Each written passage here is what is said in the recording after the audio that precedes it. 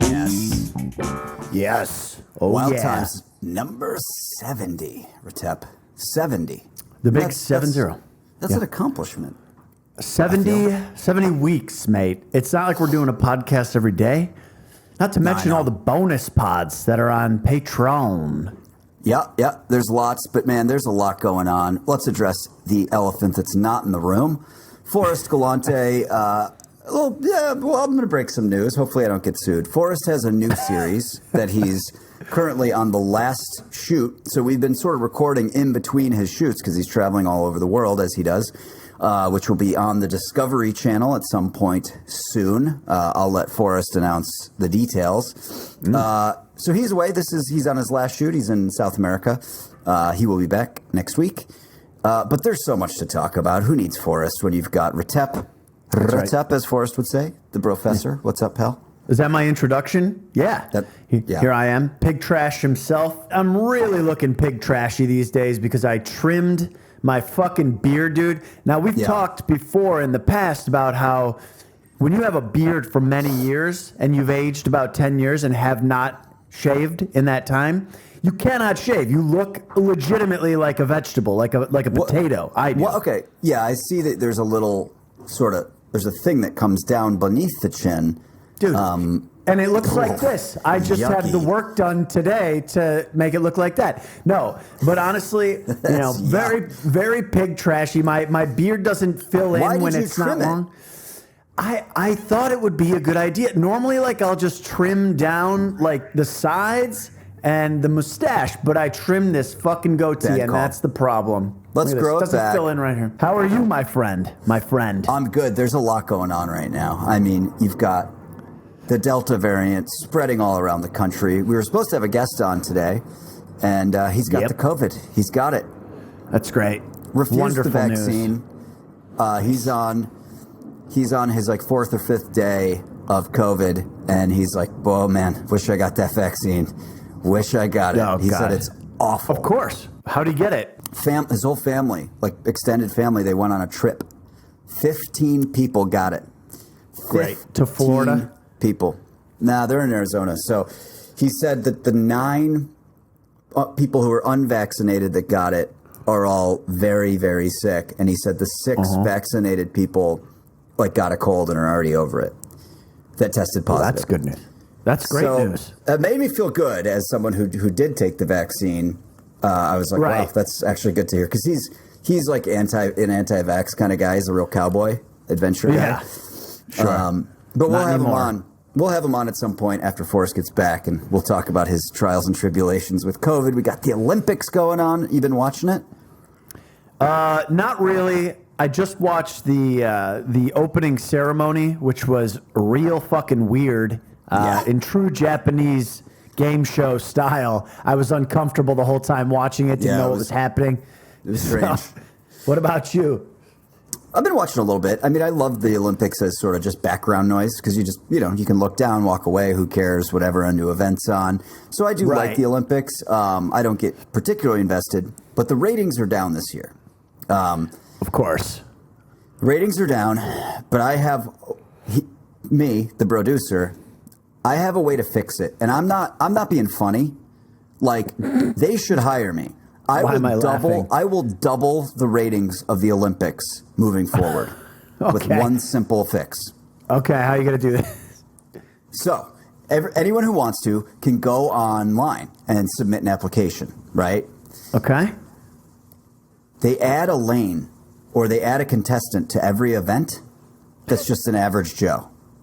All right, so they're taking applications to actually be in the Olympics, just a regular dude? Every heat of every race, there's an average Joe in the 9th lane so that you have something to compare these incredible athletes to. Because when you see the 8 best swimmers in the world, they're all, you don't know what you're comparing it to. I want to know how much faster they are than me at swimming or running or throwing a javelin. So you put a 9th lane in, dude. It's great. It's genius. By the Imagine way, like the 800-meter butterfly stroke, and they're cutting to the average Joe, and he's clinging to the side, getting an oxygen tank, or like, you running the 400-meter dash against Usain Bolt. I'd be dead. I would die. You'd see a death on camera. Dude, imagine the hurdles or the pole vault. You just got some guy from Wichita. Yeah, the pole vault, dude. You just you have no technique, no skill at it whatsoever. You try and do it. What do they go up? They go up like... They go up like 25 feet. I'm picturing an average... You know what they should do? They should incorporate animals, like an orangutan doing the pole vault would be amazing. Someone would cry that was cruelty, but I just think you put the average He'd be having in... the time of his life. Oh my God, dude, the viral videos that would come from the average Joes falling and breaking their pole vault stick. Dude, it would be fucking fantastic. Absolutely. And I don't even think it would cheapen the experience of the Olympians, because what you'd really be illustrating is how much better they are than your average person at this thing. What if it was just all average Joes? I mean, I think that would increase the ratings quite a bit, too. Well, yeah, it would increase the amount of injuries. Right, right. But I could fix it. I got to say, man. I'd watch. Yeah, it would be fucking great. You got that going on. You got Tahoe, which is 6 hours north of LA, which is a wonderful place to go take a trip during the summer or winter. Mm-hmm. The whole city of Tahoe shut down right now because chipmunks are spreading the bubonic plague. There's a huge bubonic plague outbreak in Lake Tahoe. Oh, shit. I didn't even hear about this, and I live near it. Brutal, dude.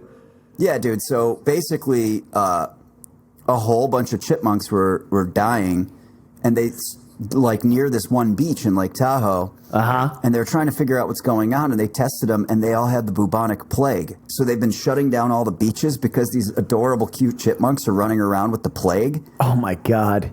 It's the apocalypse, man. I know.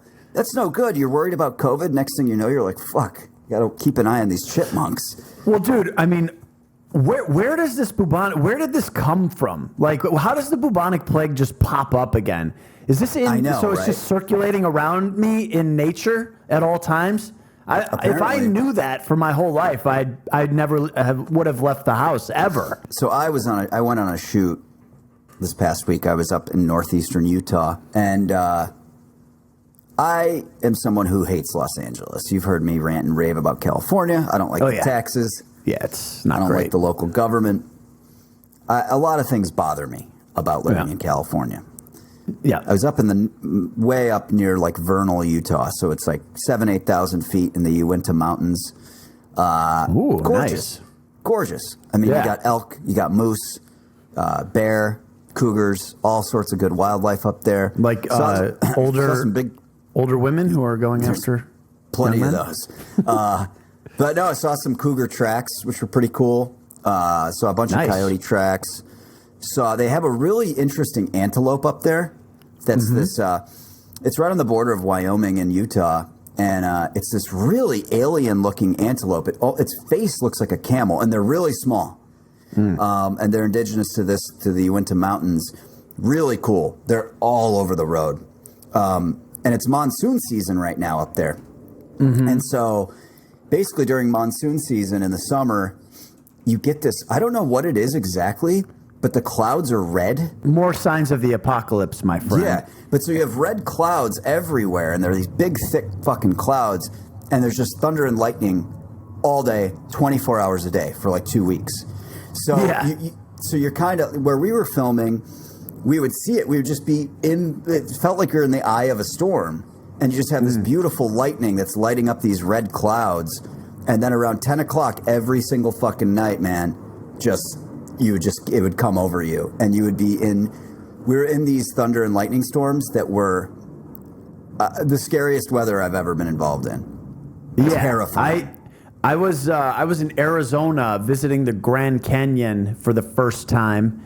And out of nowhere, one of these storms comes through, and I'm just like, what the fuck is this? And somebody's like, it's monsoon season, and I'm just standing in this downpour because I'm very far from the vehicle, and I have nowhere to shelter myself. And I had no idea that monsoons were a thing in the United States. I brought it up to some friends the other day. They're like, that doesn't happen in the U.S. That's like in Asian countries. In I'm like, India. No. They get monsoons in Arizona and kind of through the Southwest there in the mountainous regions. Really incredible. But what it brings me back to is, like, I'm always fantasizing about moving out of L.A., right? Yeah, I'm like, man, I could fucking buy a house for a quarter of the price. I'd have a boat, be hiking every day. Then you go into town. Yeah. And shit changes. Because what I realized on this trip is places that have cheap houses also have a lot, not all, but a lot of cheap people. Oh, yeah, for sure. You know what I mean? Like, I just was like, I couldn't live here, man. You know, I don't look. Why? Illustrate. Give me an example. What turned you off specifically? A lot of people who breathe through their mouth. I'm not joking. Like, you just look around a bar. We went to a bar one night, and just everyone's just kind of staring at you. Yeah. Just like this. And look, I'm not anti-gun by any means. I'm not at all. In fact, I'm. I don't really have a strong stance, but. Every single person has cargo shorts that go down to about mid-shin, gun on the hip. Nice. You know, it's like, I don't need to be in a fucking a wood-fired pizza restaurant and have everyone packing heat next to me. I just, it's uncomfortable. Yeah. If you're in an environment where you're not necessarily, where you kind of have to fit in, you have to make the effort to fit in that type of setting, and everybody has a gun, and it's just kind of blankly staring at you. That's pretty fucking terrible and intimidating, you know? You got to find, me and my girlfriend have been out or thinking about moving, looking at different places and different neighborhoods and everything. There's so much to consider. Like the neighborhood, just you have to drive around the neighborhood and at night, like to see what's going on there. And there's just all this different shit. Yeah. But, well, dude, especially if you're ever going to buy a house. I almost think that it's better to rent a house first, especially if you're moving to a new neighborhood, because you might realize you hate the neighborhood. You might realize that, oh shit, the 2 times I toured the house, I didn't really pay attention because we were talking, and an airplane flies over every 30 minutes or every 10 minutes. Right. You know, right. You know, it could be a real debacle. I live in this neighborhood here, which with a lot of normal people. But my little running path, I go up about 3 blocks, and there's this little pocket of like really rich people live there, right? Mm-hmm. And so I saw my buddy just randomly. I hadn't seen him in years. He lives in that neighborhood because his wife's a big actress, and so she makes all the money. And he's holding his baby. He's got a like 4-month-old baby, and I'm just talking to him, and he kind of takes a step backwards, and he like basically almost trips and falls backwards over this traffic cone. And he just goes, fucking Demi Lovato. And I go, what the fuck? I go, what are you talking about? He goes, this is Demi Lovato's house right here. And the whole fucking neighborhood can't stand her because she's constantly putting out these traffic cones for her entourage.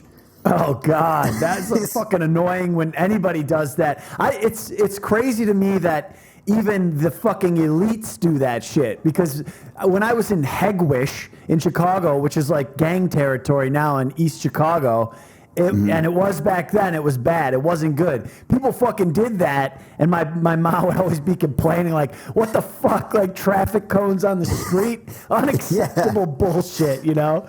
By the way, there's unlimited street parking. So it's like she just doesn't want her entourage to have to walk very far. But it's just funny, like in this beautiful pocket with like $6-7 million houses, he's like, Demi Lovato's ruining the whole block.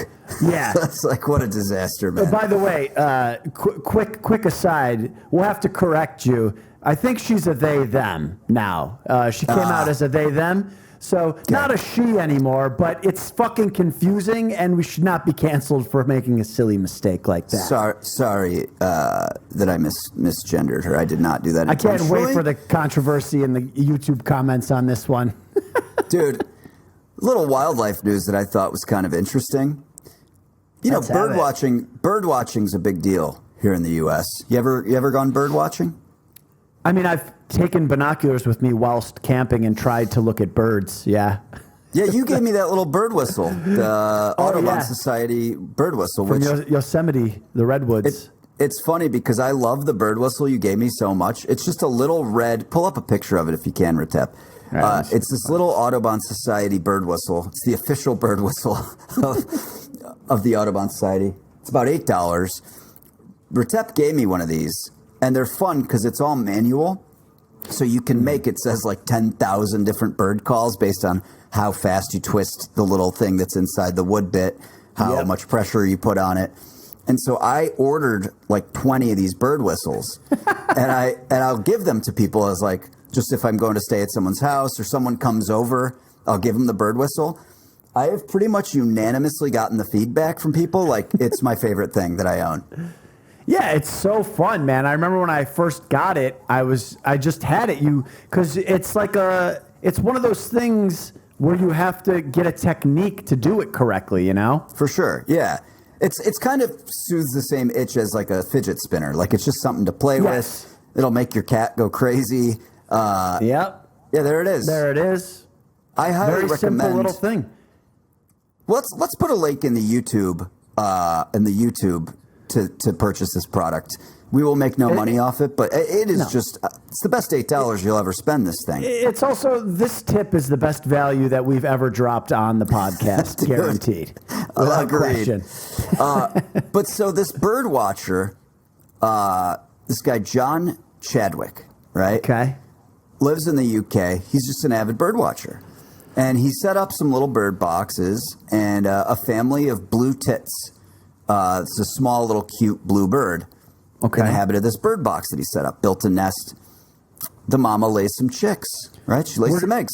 We're just going to go right past the fact that the birds' names are blue tits. we're zooming past it. Okay. So it's a monogamous bird. So there's a mom and dad. All right. They lay some eggs, 3 chicks. So what he does is he puts a little camera in there and just started live streaming his blue tits, right? Yeah. Let me tell you something. 41 million subscribers to his live stream. Oh, my God. Of people That's just crazy. watching these blue tits feed their chicks, just literally just zoning out, watching some bird action. 41 million people. It's crazy. And I mean, I believe it, man. We've talked about the raccoon guy before on the podcast. That guy got like 10 million views on his YouTube video. He just feeds raccoons. And I've watched it for like an hour. I don't know what I'm doing. I'm just like, this is amazing. It's something about humans humbly interacting with nature. And this is just like, I mean, it's a blue tit, man. How are you going to not watch? Dude, but also like, I think there's just sort of a need for people to relax, right? Yeah. I think that there's a certain percentage of people who choose to relax by getting hammered or drinking or smoking weed. And then there's another large portion of people, larger I would say, who need other ways to relax. This is one of those ways. And the thing about this is that even the people who are using the alcohol and weed to relax are also watching this. So he's covering the whole gamut, this blue tick guy. Right. He's getting everybody. Right. Everybody's watching this. Yeah, I mean, dude, I'm happy for the guy. I hope he actually finds a way to make some money off of it. Well, he better. It's fantastic. 43 million subs, 41 million. Good stuff. Another big piece of news that came out. So I spent 3 summers hanging out in Greenland. Not the whole summer, but various chunks of it. The Inuit hunters there for centuries have said that they have seen polar bears using rocks, picking up rocks, and bludgeoning walruses over the head with them. Wow. This was considered to be BS. Right. This was considered to be, which scientists often do, primitive locals saying things that aren't true. Sure. Well, it's been documented for the first time by scientists. Yep. That polar bears will use tools, including rocks and chunks of ice, to bludgeon walruses over the head with them, before, to kill them and then eat them. at that point. Rather than expending the energy of using teeth and claws, they will actually, polar bears use tools. Yeah, dude. I mean, look at this picture of this. It looks to be one in a zoo, a fucking polar bear using a very large donut to bounce a die in the air, thus playing a game. I don't know what he's actually doing, but he's using tools very clearly.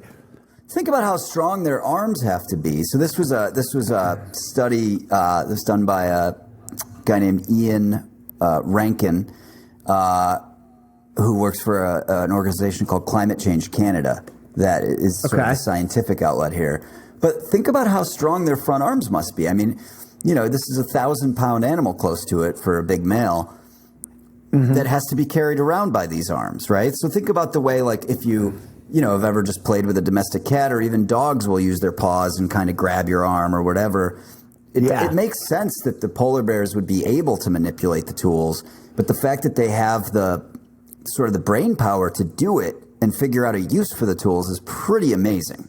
Oh yeah, I mean it's always that connection from one step to another with animals. We take it for granted as humans, and if you're not like in the animal research world, it seems trivial, but it's crazy to think that they make that connection.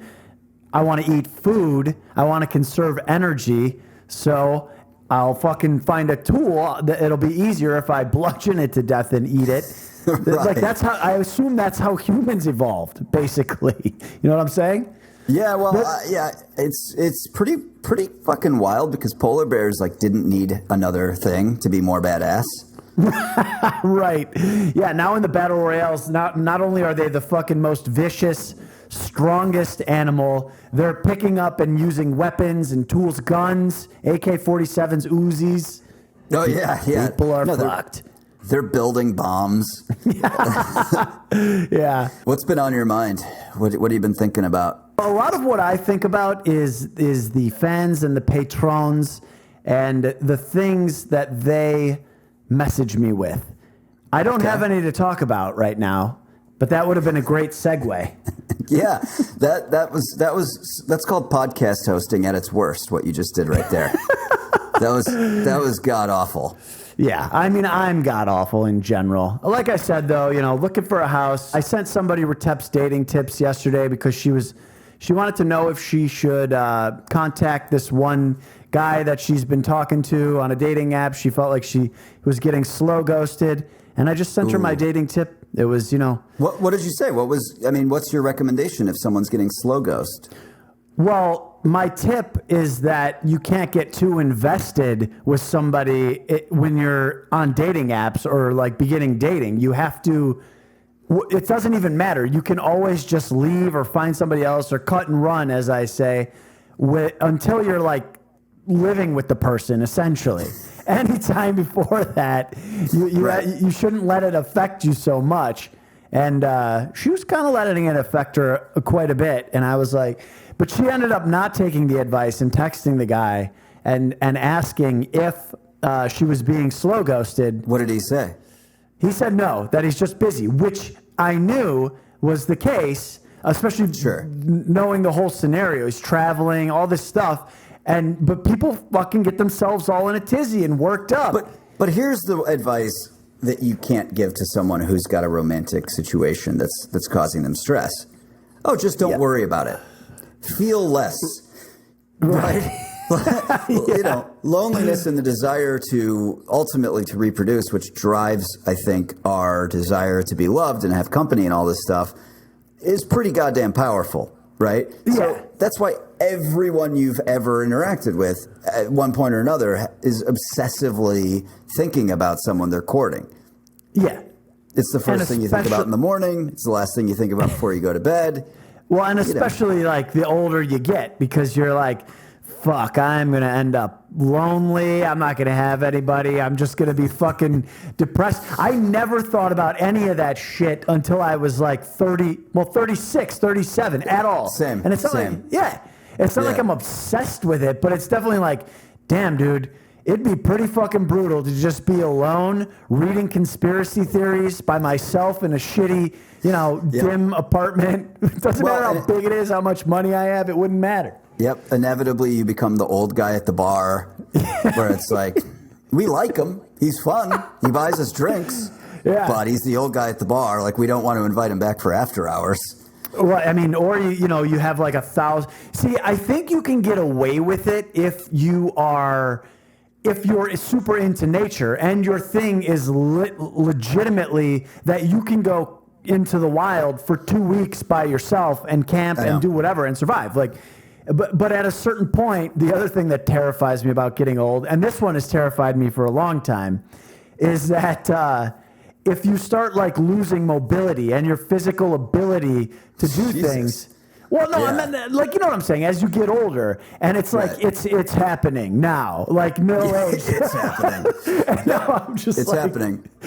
So now I have to work really hard. Like I have to exercise every fucking day to not weigh 270 pounds. Like I'll tell you, dude. There was a moment we had like so we flew into Salt Lake. It was me and 2 other guys to go do the shoot. Flew into Salt Lake. It's a 3-hour drive to where we're going.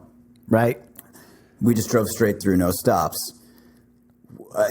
Pull in, I'm driving, turn off the ignition. The doors sort of all open at the same time, and we all get out of the car, and all 3 of us at the same time go, like we all made like the old guy noise of standing up after sitting for 3 hours, and we just started dying laughing. It's like, holy shit, we're all old. Like we all just made the old guy, everyone's stretching their back and their knees out. 100%. I did it yesterday. We were driving around. I was like, once we park, let's get out. I got to get out of the car. But then I realized I was sitting on my crumpled up mask in my back pocket. So just a ball fucking jutting my ass upward. I was all out of alignment for 2 hours. In the car it's like George Costanza when he had the huge wallet threw his back off. You can't sit on that. Let me ask you this, Peter. A lot of people have fear when they swim in the ocean. Right. Yeah. It's in the back of your mind. Maybe not fear, but could be a shark. Could be something else. Could be an octopus. I don't know. There's stuff down there. When you swim in a lake, you usually don't. That kind of goes away. At least for me, that idea that something's going to come up and bite me goes away. Right. Well, have you ever been to, there's a place called Nags Head, North Carolina? Around there, actually, when I was younger. Okay, so it's a popular area. A lot of people go fishing. They go, swimming. It's big lake community, right? Yeah. What if I told you that maybe you should be worried if you're swimming in that lake? I'd be worried. Here's why. And you're going to have to pull up one more picture, Peter. Guy was fishing. Okay. He's just referred to as Mr. Martin. They didn't say his first name, but he's fishing. He's embarrassed. And he gets something big, and it's fighting the hell out of him, right? Okay. It is fighting his line. He said it was, it was a real hardcore fight. Like, he thinks he's got a fucking marlin or something on there. Pulls up a fish. Good, I'd say it's a good maybe 20-inch long fish.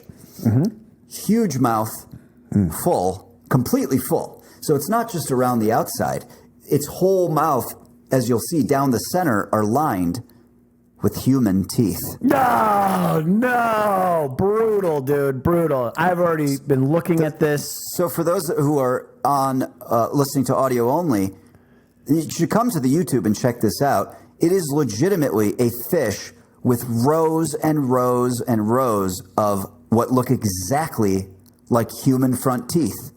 Yeah, I was watching, there's this show I watch. It's called Love After Lockup. And the guy on the show yesterday, he had teeth like this. It's about inmates who are dating people outside and then they get out. And he looked just like this. Just like this. Looks like, you picture someone who smokes cigarettes and drinks like 4 coffees a day for 40 years. They're very yellow. They're very full of tartar and plaque. So it was identified as a sheep's head fish. It is probably the weirdest looking mouth of any animal I've ever seen. I mean, if that thing bit into you, man, oh my God, that has taken a chunk out. I'd also think that this was like a joke my older brother was playing on me, where he came up underneath the water and like nibbled on my toe. Does your older brother do that to you a lot? Yeah, especially in our 30s. It's been a recurring thing. No, but the teeth, I mean, this is obviously an anomaly. This doesn't happen. These things have... No, this is what sheep's head teeth look like. If you look through Google Images, they have these very human-looking teeth. It's a fish that maxes out at 21 pounds is the world record for sheep's head catch. They are fucking freakish. I had never heard of this animal before. Oh, my goodness. But it's a freshwater fish that exists throughout North America. Oh, wow. Yeah, I mean, dude, this is a very... The teeth, I wonder why they evolved that way. Because it's like... I mean, what are they chewing in there? Are they like chewing up fucking mud, clay, rocks? Yeah, it looks like rocks. It looks like its diet must be made mostly of like asparagus. Like those teeth are not good for like necessarily tearing at flesh, and it's got hundreds of them. I know, it's got a lot of fucking teeth, a lot of Tic Tacs in there, boy. Oh my God! Does it make you want to swim less? Would you say? It makes me never want to eat fish again in my life, ever. I mean, what if I get a tooth in there? For Christ's sake. You might. I've been making a lot of fish, actually. I've started cooking fish. Well, fish is one of those things where, like, you know, it's very delicate. So you got to make sure you don't overcook it. It's easy to kind of screw it up. Yeah. But I've been stepping up my fish game, man. A lot of halibut, a lot of cod. I love cod. Yeah, cod is great. Classic. It's what's in all beer batter, or like when you get fish and chips or fish tacos, it's always cod, yeah? Well, yeah, for a long time, like when we were kids, even like just cheap-ass fish sticks were always made of cod because they're big fish. They swim in big schools. They're easy to catch lots of them and delicious. Yeah. We overfished the shit out of them. So then for a long time, cod was like you didn't see cod anywhere. Oh, okay. Yeah, so it's not a super expensive fish now, but it's not cheap like it used to be because we permanently damaged the worldwide population of cod. That's great. Of course we did. Yeah, we've done that to a lot of stuff. Like haddock is similar. You know, haddock used to be a real cheap fish, which is probably my favorite fish. Haddock is fantastic. You just don't find it on the West Coast ever. Yeah, I don't think I've ever had it. You've never haddocked? I've never haddocked. Yeah, but I mean, if we could do that thing Forrest said on the last episode, or in one of the episodes, if we could just give it 7 years and leave the fucking oceans alone, be back 99% of the ecosystem would be back, baby, back. So let's. What are the odds? What are the odds of every country in the world agreeing to that? Would you say 0%? 0%. Yeah. Yeah, I mean, because every country, it's just a macro version of when you do in an interaction with other people. It's like a pissing contest. It's like, well, if Japan's going to do it, we're going to fucking do it. And if China's going to do it, of course. You know, yeah. So 0%, unfortunately, but we should still start a GoFundMe. Okay, let's do that. Let's start a GoFundMe to get everyone to agree. We would only need to come up with probably a few $1 trillion. And it'd be fine. So when I was filming in Utah, if you look up the Uinta Basin, Uintah, it is like probably the biggest hotbed of UAP activity in the U.S., otherwise known as UFOs, right? Okay. So we're there making a TV show. I went there during season 1, and we saw lots of shit. So we have these Gen 3 night vision goggles, and when you look up at the sky, it's awesome. I mean, because first of all, you don't realize just over your head at any time how many satellites are just cruising, right? But it lights everything up, so you just see there's just satellites everywhere. So we're out having some fun. We're getting close to wrap. It was the one night we had where we didn't get a thunderstorm at night, and we're there, man. Just stars everywhere. I mean, it literally looks like you're in a planetarium. It's just so clear. There's no light pollution. And nice. Fucking dude, just shooting stars, shooting star here, shooting star there. We're all looking, taking turns because we only have 3 pairs of these goggles. People are looking at stuff. This shooting star, or one of the people there said they thought it must have been a piece of space junk entering the atmosphere. Yeah. Is huge. Like I'm saying, in the sky, it's like the size of a quarter. It looked like an asteroid. Wow. And it's got this big, it is bright green, like Slimer from Ghostbusters green. And it has this long fucking tail, dude. And it's just, of course, doesn't make a sound, but just rips across the sky. huge, long, thick tail. It is massive. Yeah. People were, dude, the reaction, there's like 15 people that all saw it at the same time. Mm-hmm. Everyone was just like, you could feel the sense of exhilaration of like, first of all, I think everyone for a minute was scared because it was just so big. It really felt like something was about to like hit the earth. Right. But like an hour later when we got back to the hotel and everyone just cracked a beer open, like people were just like, there was just like a buzzing energy going through everyone that had seen it. I think just because it was like this weird, like, holy shit, like we are connected to this giant, unfathomable space thing. Yeah, yeah. So, I mean, so you guys don't know what it was? Was it? It wasn't. I mean, it was a UFO. Legit? No. That was some sort of. It was something burning up in the atmosphere, I think, or I think the tail on some of these things is like water that's going off that's being pushed out by like solar winds. Okay. Yeah. I am not an expert on shooting stars. I mean, this was just like I think just the coolest shooting star I'd ever seen, and big. Yeah. Yeah, one of the crew members had previously worked for NASA, and she's like a consultant on the show, and works at SpaceX now. And she was saying she thought it was possibly space junk burning up in the atmosphere, and that's why it had that green color. Sure. But as far as UAPs and stuff, yeah, we saw some. It sounded like you did. You saw some. Oh yeah. You saw some. Yeah, pyramid-shaped objects. We got some great footage, man. I mean, like the Jeremy Corbell footage of the pyramid-shaped objects off San Diego. Got a couple of those. I mean, it's crazy, dude. It's crazy, and I'm not one of the people. I'm not even like you. You know what I mean? Yeah, I mean you are, but this is like. Much. But this is evidence. I mean, there's a difference between being one of the people who's just looking at videos and making, judgments based on that. But when you actually are out there and see shit for yourself, I've never seen anything for myself. I've only just watched videos and researched. So, but you saw actual triangular fucking UAPs. 100% and got footage of it, which is really cool. So where can I see this footage? Well, it'll be on season 2. Of this TV show, which I will announce when it's going to come out. But let me tell you what it looked like. So this was that same night, and this was a little bit before, it was probably a half hour before the shooting star that I just described. But we see this object, very, very bright, and not in space. It is, when I try to do a show, it's not typically a bunch of people who are going to say any light in the sky is a UAP. Right, it's actual scientists and people who are trying to legitimately look into stuff.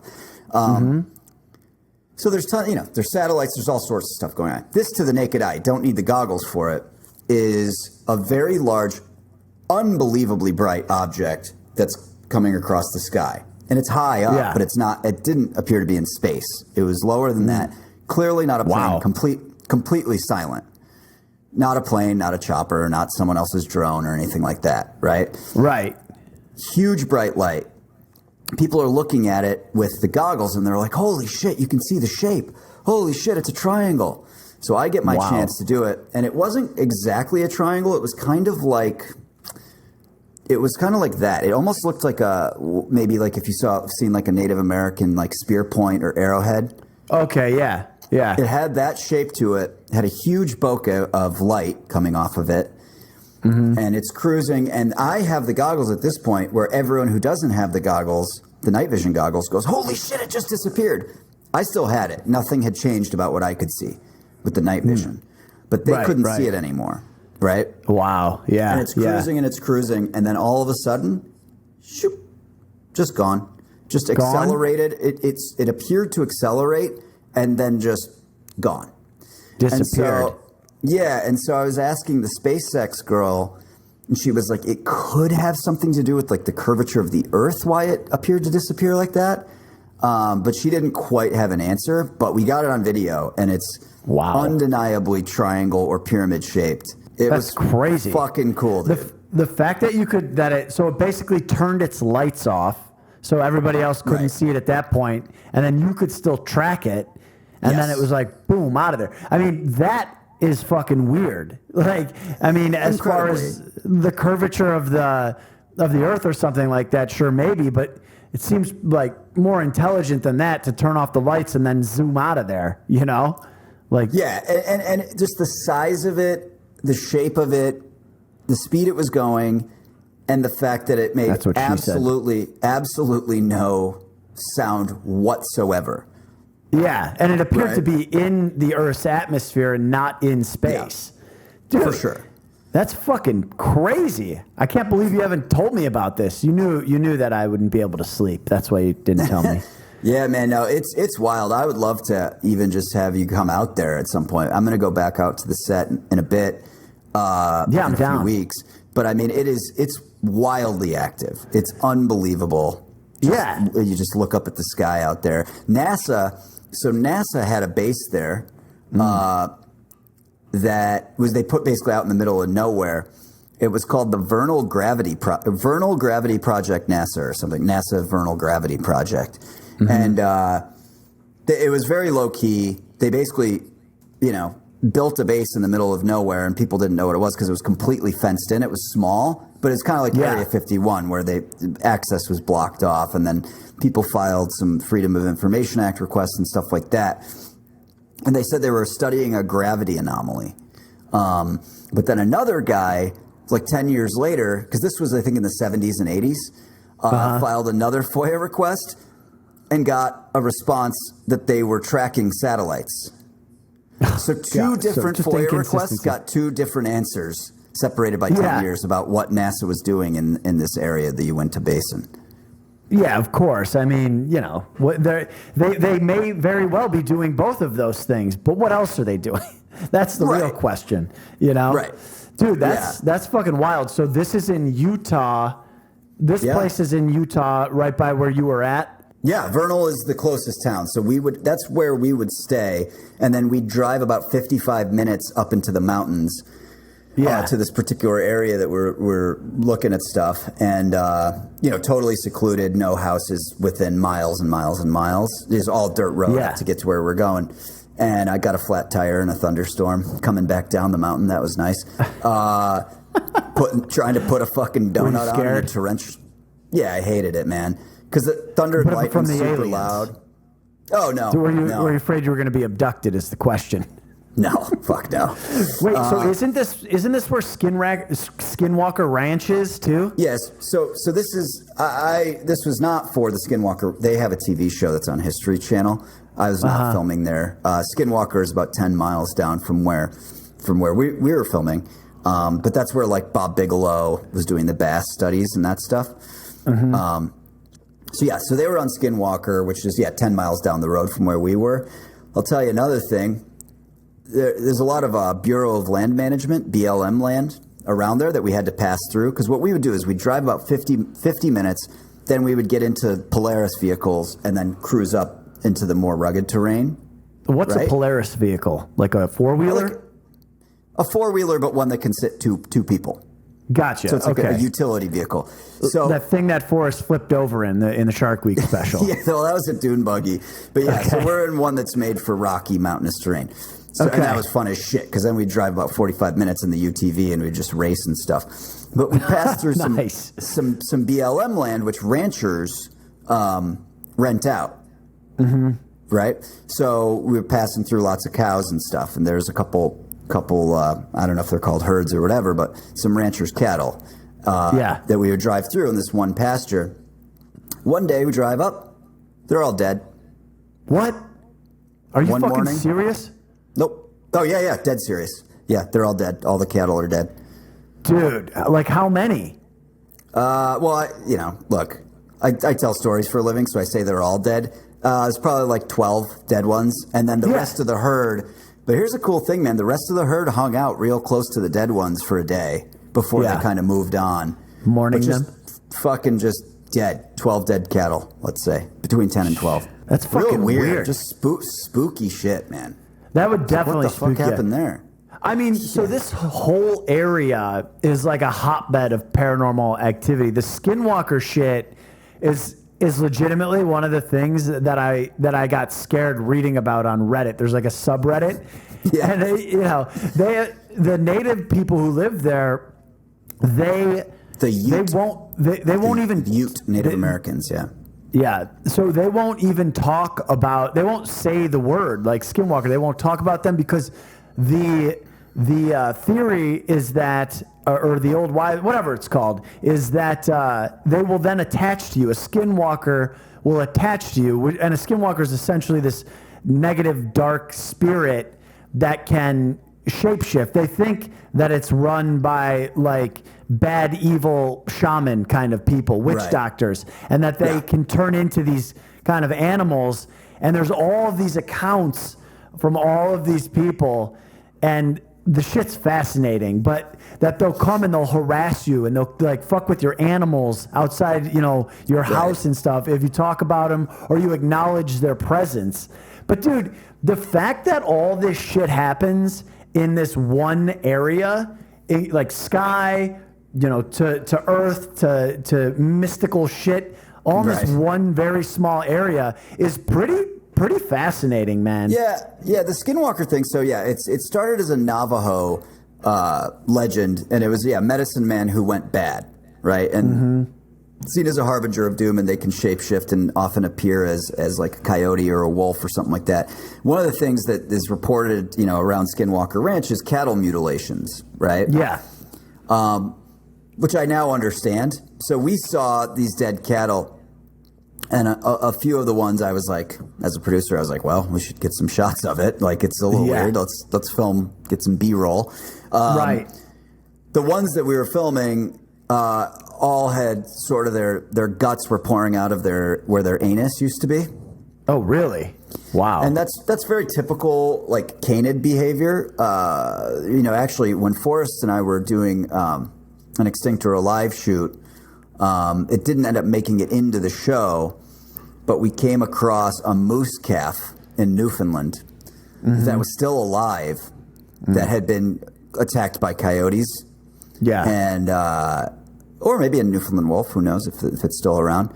But it had been its guts were pouring out of its asshole. Yeah. Because it's very typical of how what they'll eat first. Super nutrient dense. It's a good way to get to the nutrient dense guts first. Yeah. And this poor little bastard was still alive after having had its butt chewed on by a bunch of coyotes. But so these cows were showing the same signs. Yeah. And most of them had been eaten through their ass. And so, imagine if you're a rancher who doesn't really understand how coyotes feed. Sure. You come across a bunch of dead cows and it looks like they've been mutilated. Well, it must be a skinwalker. Yeah, definitely. We saw the cows. I don't believe in anything related to skinwalkers because I've never seen it and it's not grounded in science. Right. But we certainly did see what you might call mutilated cattle. They probably died. So I asked another guy who used to ranch in Texas that was there. He said he believed it was nitrate poisoning. Okay. So what happens is if you have a big group of cattle, right, and they're used to eating a certain type of grass that's very low in nitrates. Yeah. And then they move on to another area that has groundwater that feeds the grass and brings a lot of metals from the grass from the ground up into the grass. Right. That if they haven't eaten a lot of nitrates and then they suddenly come into this new area and it's full of all this delicious grass and they eat it and it's full of nitrates that'll cause all their organs to bloat from the inside and they can die very quickly. Okay. So I'm not trying to debunk skinwalkers. No. Yeah. I mean, it's definitely, some combination of this. It's usually the simplest, most logical explanation for these things. But again, just this hotbed of fucking weird, spooky, mystical shit going on. Yeah. And the fact that the sightings of the aliens, man, or not the aliens, but the UAPs, the UOPs, mate. Yeah. The UOPs. Well, yeah, buddy. Look, I would highly recommend if you're ever driving through or on a road trip or anything, man, stop somewhere in the Uinta Mountains. It's free fucking territory, man. You can No way. Dude, stop somewhere there and just go Especially if you're alone. Put a little mat out and put a sleeping bag out and just stare up at the sky and just see what happens. It's phenomenal. God, that's like anxiety inducing to me. If I was with a group of people, sure, but not by myself. Fuck no. No, I'm assuming you're with at least 2 other stout men. With guns. Yeah, with cargo weapons, shorts and guns. Yeah. Yeah, exactly. Well, Retep, I want to, even though Forrest isn't here, I mean, look, I have thousands, I think about 1,800 DMs from people that are just saying top 3 in DFL is one of their favorite segments. I think we should play it right now. Oh, fuck yeah. I don't have the jingle because we're on Riverside again, but let me play this. Because we love this song. Yeah. DFL. Top 3 in DFL, baby. All right, so this week's top 3 in DFL. Let's stick with the theme of the Olympics. Top 3 Summer Olympic sports and dead fucking last. Okay. I'll go first because I can see Retep thinking. All right. Number 3 for me. You're not going to expect this. Badminton. Okay. Badminton. It really? Is, dude, here's why. Okay. They are so good because I played badminton, right? I know what it's like to play badminton because I used to have to play in gym class in Oswego. Yeah, me too. It's a relatively easy sport. The shuttlecock kind of hangs up there and gives you some time. Shuttlecock, yeah. These guys are smashing it. They're doing fucking cartwheels. It is unbelievable how good they are, especially in a lot of the Asian countries. They're phenomenal. They're like gymnasts playing tennis at the same time. Well, you've sold me because I've never watched it, and I was just envisioning like, no, they are smashing every fucking hit. It's a good watch. That's number 3. Okay. Number 2, water polo. Here's why. Okay. I grew up in upstate New York. We don't play water polo. That's not a school sport. In Southern California, water polo is a sport. You can play on the varsity water polo team, right? And I know a lot of people who played water polo in high school. Yeah. Here's a thing that you don't realize is going on. But now since I've talked to water polo players, when I watch the Olympics, I watch for it. Yeah. They grow their toenails out. To get them real sharp and file them into sharp points. And it's a known thing that water polo players dig. They scratch each other under the water with their nails and stab each other with their sharp ass fucking emu claws. Yeah. I mean, I like it now. You've sold me on that too. Although, watch for it, man. You'll see. I was going to say, I've watched it before. I've never noticed, but now I'll definitely be picking up on it. Dude, they're under the water fucking stabbing each other. It's when you watch for it, you can kind of see what's going on, or at least imagine it. But it is a fact. Look it up. I mean, water polo players file their toenails into knives. Just their toenails, not their fingernails. It's probably illegal in the sport. Yeah, because you can do it below the water and the refs can't see it. Dude, it's just like football where you're basically coached to hold constantly, like trying to sneak your holds in under the pads, everything. Pinch. That's another thing. I don't think if people who didn't play American football realize people pinch you in the pile. So if I was a kick returner, and so very typically I would end up at the bottom of 6 or 8 people, and people literally grab and pinch you really hard. And you're covered in bruises from pinches. What a vicious sport. I know. All right. Not as vicious as water polo. Number 1, it's my favorite Olympic sport because you get to see people fly through the air. It's something you could never do. Absolutely the pole vault. It is a phenomenal. So here's a little quick story about the pole vault. There was one summer, it was a spring, track and field's a spring sport in upstate New York. I played baseball my freshman year. Mm-hmm. We had a freshman team. Sophomore year, I wasn't good enough to make the team, right? So I was like, shit, I want to play a spring sport. Pretty much anyone could play track and field. Right. But I wasn't particularly fast and didn't have any experience. I wasn't going to do the hurdles. I tried to do the long jump and dude, my triple jump was shorter than a couple people's long jump. So I'm like, fuck it, I'll pole vault. There was one pole vaulter on the team. Yeah. And they were like, all right, show Patrick how to do the pole vault. And you can just be a pole vaulter. So he's like, all right. So he goes to pole vault. He plants his thing, Okay. He goes up, but he was using the wrong pole for how high he was going to try to do because there's different strengths of pole. Dude. Plants it, goes up. I'm not bullshitting you, about 12 feet in the air. The pole snaps, and he just falls straight onto his back. Oh, my God, dude. Is not it onto sand? the mat. Oh, no, so it's it's a mat. No, there's a mat on the other side. He didn't make it over the other side. So he goes up like 12 feet. The pole snaps in half. He falls straight down onto his back. I thought he was dead. Just had the wind terribly knocked out of him, and I think might have broken a rib. And I was like, yeah, I'm just not going to do track and field. So that's my number 3. My dead fucking last. What do you got, sir? It's obvious. It was on the other day. I can't even believe it's a sport. Dressage. What the fuck is dressage?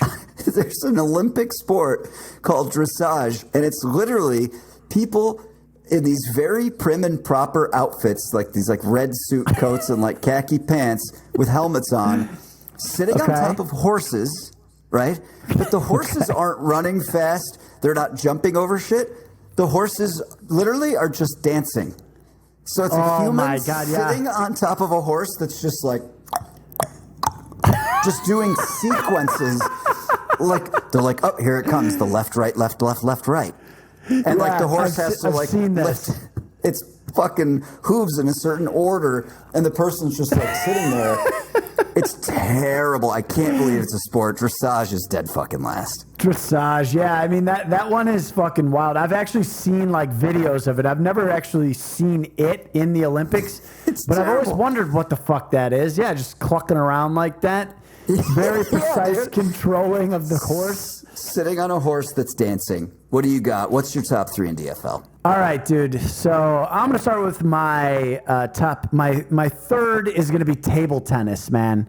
It's the same thing you said, man. They are jumping around. It's fucking crazy.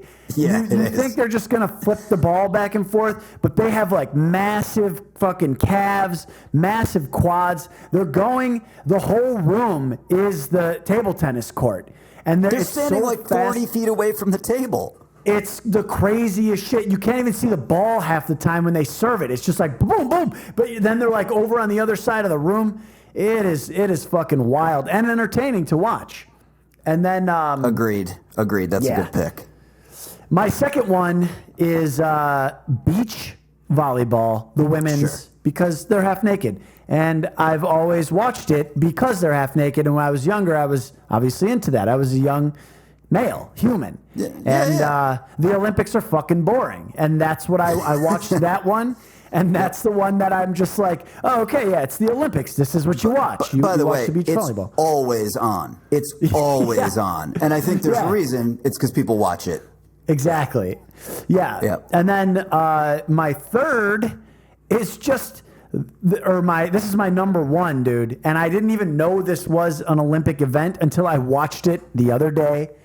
Fucking trampoline. Have you seen trampoline? No. Is that actually an Olympic event? I legitimately think it's new this year. Dude, it is fucking insane. These people jump like 25 feet in the air on the trampoline. You know, it's terrifying when you're on a trampoline. You're like, if you go too high, you're like, shit. If I don't make it back down to the area that's a trampoline and not the side or off the side. So you're like watching, and if they're not very good, they literally almost hit the side. Like, you're going to die. You're going like 20. Anyways, and then they're like doing these crazy, like when you're a kid and you're underwater and you like can contort your body and like spin like a tornado. So they're doing that in fucking midair. Like, and it is wild shit, man. Trampoline. I had no idea that it's called trampoline gymnastics. I had no idea this was a thing. Yeah. And it was very intense, man. I watched that one. Ooh, a guy, by the way, this year, a guy fell through the trampoline and hurt himself. God. Real bad. Got hurt real bad. God. Of course. You're up so fucking high, dude. It's crazy. I was like, and then they get going. So it's like boing, boing. It's like, so they got to get going. And then and height is one of the things they're judged on. So they're trying to get as high as they can. What's your dead fucking last? Fencing.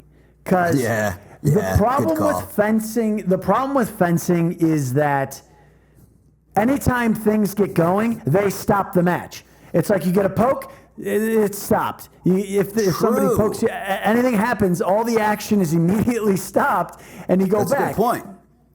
Yeah, that's kind of why.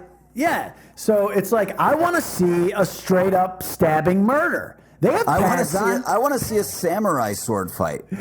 Exactly. So my DFL is fencing. I'm sure there's going to be a lot of controversy on this. Brosteners, tell us what your favorite is in the comments below. I think that the title of this podcast should be The Problem with Fencing. You go, the problem with fencing? Okay. It's like a bad Seinfeld joke. A great Seinfeld joke, by the way. Well, one of the Brosteners, Peter, submitted a fantastic Battle Royale. Battle Royale. Let's do it. Let's get into it. My brother. That was Forrest. Battle Royale. Drum roll. Yeah. Yeah, he can't step on Forrest's thing, even though he's not here. He will be back next week. My brother, who made the Wild Times logo, Joe, and his 3 children and wife are going to be arriving shortly. Nice. I don't know what we're going to do. I'm just going to probably drink and hang out at the pool. You should come over. I probably Maybe we'll make a little video for the Patreon. Nice. But I love this. This is really smart. Battle Royale, Olympics themed. Here's what you got to do. You're building an Olympic team. Okay. For the following 3 events: track and field, gymnastics, and water polo. You have to pick the country that you want to be on your team. You're funding this team, right? You want to get these people as famous as possible to get on the sponsorships, the Wheaties box. You have to pick the country that you want to represent you in track and field, gymnastics, and water polo, and the animal from that country that's going to compete against the humans in the event. Okay. I like this. So So they fixed the Olympics. They're going to put an animal in each event, but you have to pick the country and the animals from that country for those 3 events. Dropping a little knowledge here. People are going to get some animal facts. Since there's only 2 of us, we'll just go 1-1-1. I'm going to let you start because I know what you're going to pick for track and field, so just go ahead and pick it. Well, yeah. I mean, obviously I'm going with the cheetah. The cheetah will be my first pick for track and field. The thing about the cheetah, though, that's interesting, that many people don't know, is that they're in Iran. So it will be representing Iran. The cheetah will be representing Iran. That's interesting. I didn't realize that there's a native population of cheetahs in Iran. That's right. That's right. I know this for some weird reason because one time I looked up where do cheetahs live, and it was a rabbit hole. So the country of Iran, and you're gonna have the cheetah run the 100-meter dash, I presume. Every track and field event, including pole vaulting. Okay, it's not gonna work very well. All right, I will compete against you in track and field. Yeah. But I'm gonna be represented by the country of Cameroon. Okay, very small country. Because I want the chimpanzee. I want a chimpanzee from Cameroon. Here's why. Mm-hmm. My main event that I'm going to target the gold is the javelin. And scientists recently have done studies where they had chimpanzees throw 44 different objects. And they displayed a serious talent at throwing spears. Chimpanzees, they were actually able to teach the chimpanzees to throw spears. We know that they're much stronger than humans. I'm going to just target that event to win the gold. My chimpanzee is going to get really famous, more famous than your Iranian cheetah. No, dude. I mean, you're probably right, actually. I'll have to concede on this one because it's going to be way more entertaining to watch a chimpanzee throw a javelin into the crowd uncontrolled than to watch a cheetah just run 65 miles an hour. If the cheetah ran the 100-meter dash and then turned around at the finish line and then killed the person who came in second, That'd probably go pretty viral. Yeah, for sure. All right, so it's still a competition. All right, what are you going to do for the other events? Okay, so for water polo, baby, and you have no way of beating this, except unless you grow nails and shape them. Bottlenose dolphin from sunny California, USA. Okay, why? I mean, how's that going to be? What's that going to do? A fucking water polo, man. They're very smart. They can control. They have great ball handling skills. I mean, okay, so they're going to use their nose, their beak to control the ball. Are they going to be able to throw it? They don't need it. Yeah, I mean, they bop it like a soccer player with his head. Yeah, they can bop it. Well, that's cool. That's smart. They can swim real fast. It's going to be very entertaining as well. I want my team to be known as entertaining. I want my team to be known as the team that you don't want to play against, right? It's like the football team where it's like they're not the best, they're not the fastest, but like you're going to come out real bruised. That's what I want. Yeah. So I will be represented by the country. So they won't win, right? Yeah, but they'll get the most sponsorships. I'm going to be represented by Argentina because I want the giant river otter. They are nimble swimmers. They have very, very large hind claws, right? Yeah. Or very, very large claws. They're going to be scratching people under the water left and right. The other team's going to bleed so much that like they'll probably have to, like a lot of players will have to come out of the game. Unless you're a dolphin, mate. Unless you're a dolphin. I don't know how your dolphins are going to bop. They're going to bop the ball. Please. That's right. My Argentinian team of giant river otters is going to dominate. Okay. All right. I mean, everybody just go to YouTube and type in dolphins bopping balls, and you'll clearly see that they're very skilled with balls. That's an easy win for the USA there. Gymnastics. The next one is gymnastics. For gymnastics, you need a creature with a lot of agility. Okay? Yeah, of course. I mean, it has to be very agile. And the most agile creature in the entire world, Housefly. That's right. A Housefly will be representing Japan, as a Housefly has the ability to reflexively dodge a fatal blow, no matter how fast it is. But let me just say that you're not dodging fatal blows in gymnastics. You're competing in such events as the uneven bars and the pommel horse. So, I mean, that's Common awful. Housefly. Here's what it is. It'll be miniaturized. We have macro lenses these days. You can see very small things. Have you ever seen a flea circus? You're your own worst enemy with these battle royals because I should have picked fleas. God damn it! You start out well, and then your third pick is always a disaster. Flies are agile. What are you talking about? This is ridiculous. No, they will not be. What are you kidding? Okay, I'm going to destroy whatever your creature is. I am going to win the uneven bars. I'm going to win the rings, the pommel horse. I'm going to win the floor routine. You're not going to win the flying around agilely.